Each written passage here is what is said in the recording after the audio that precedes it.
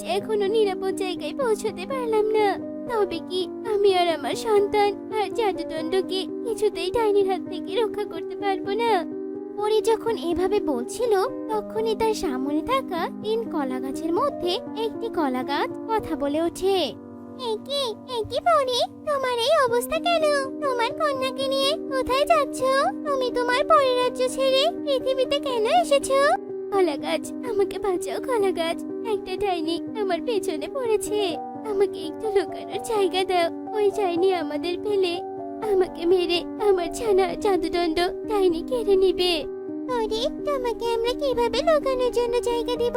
সৃষ্টিকর্তা আমাদের কথা বলার শক্তি দিয়েছে, কিন্তু কোনো জাদু শক্তি দেয়নি।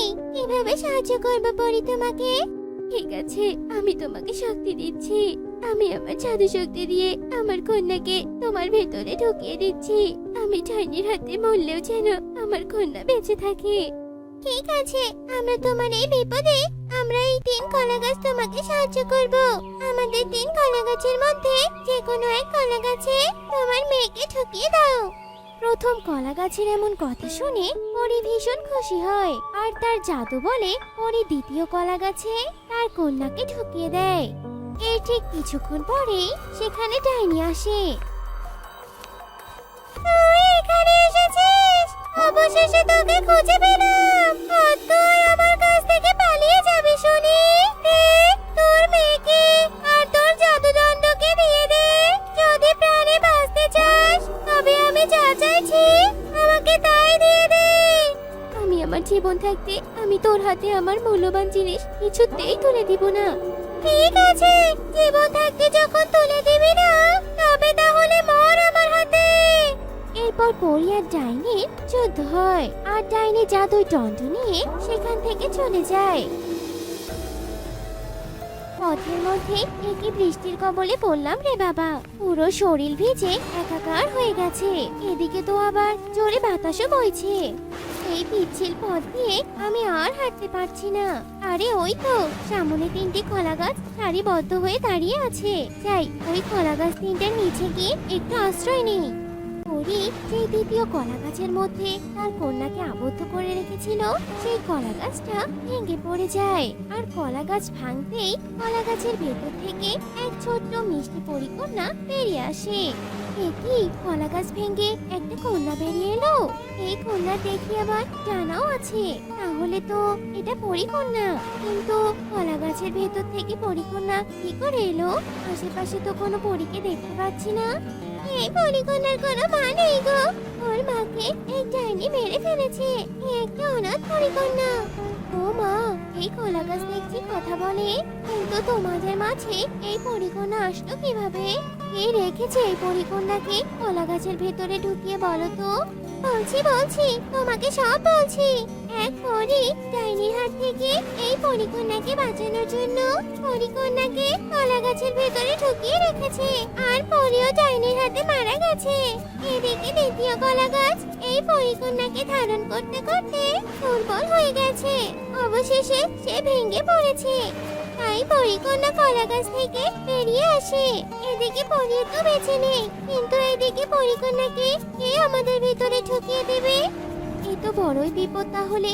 আর কলা গাছ, তোমাদের যদি কোনো আপত্তি না থাকে, তবে এই পরীকন্যাকে আমার সাথে আমার বাড়িতে নিয়ে যেতে চাই।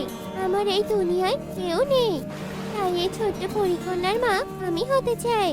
সত্যি তুমি এই পরীকন্যাকে নিতে চাও? তবে নিয়ে যাও। তুমি মানুষ, তুমি নিশ্চয়ই এই পরীকন্যাকে মাতৃস্নেহে বড় করতে পারবে। তোমাদের 3 কলা গাছের দেওয়া পরীকন্যা আমি সন্তানের মতো আগলে রাখবো। কোনো বিপদ আসতে দিব না ওর উপর। যাই, এবার এই কন্যাকে নিয়ে আমি বাড়িতে যাই। এরপর কেটে যায় 5টি বছর।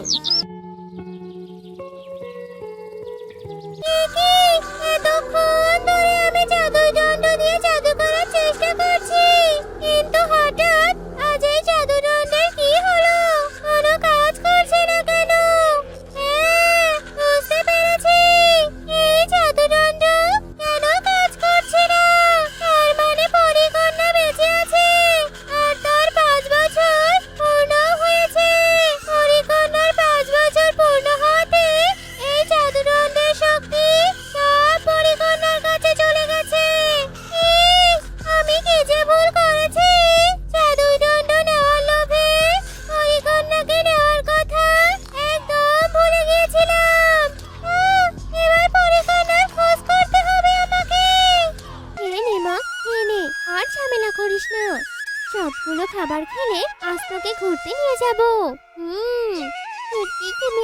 ঘুরতে নিয়ে যাবে? তবে যাও, আমাকে ভাত খেয়ে দাও। যা ভেবেছিলাম তাই। এই পরিকন্যা বেঁচে আছে, তোকে আর বাঁচিয়ে রাখবো না আমি। তুই বেঁচে থাকলে এই জাদুদণ্ড কিছুতেই কাজ করবে না। আমি আসছি পরিকন্যা, তোকে ধ্বংস করার জন্য আসছি।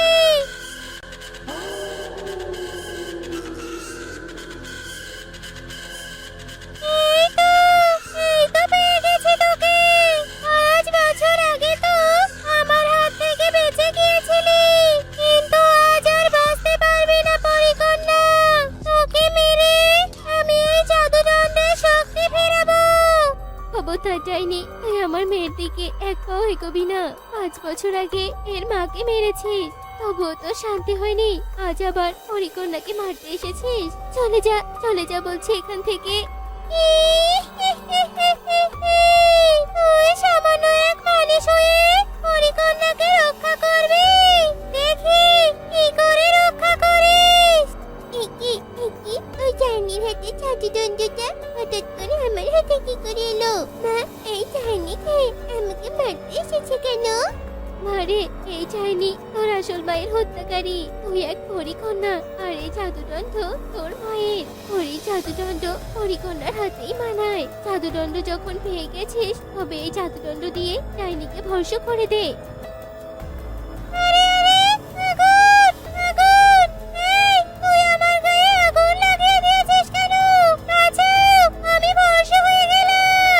পরিকন্যা, তুই পেরেছিস। তুই তোর মায়ের মৃত্যুর প্রতিশোধ নিতে পেরেছিস। পরিকন্যা, তুই তোর মায়ের জাদুই দণ্ড পেয়েছিস। তুই কি তাহলে এবার তোর পরিরাজ্যে চলে যাবি রে মা? আমাকে ছেড়ে বল। মা, আমি তোমাকে ছেড়ে কোথাও যাব না। যতই আমি আমার আসল মায়ের জাদুদণ্ড ফিরে পাই না কেন, আমি তোমার কাছে বড় হয়েছি, আমি তোমার কাছেই থাকবো মা। এই বলে পরিকন্যা কবিতাকে জড়িয়ে ধরে। তো বন্ধুরা, আজকে আমাদের গল্পটি তোমাদের কাছে কেমন লেগেছে তা কমেন্টে জানাতে ভুলো না কিন্তু।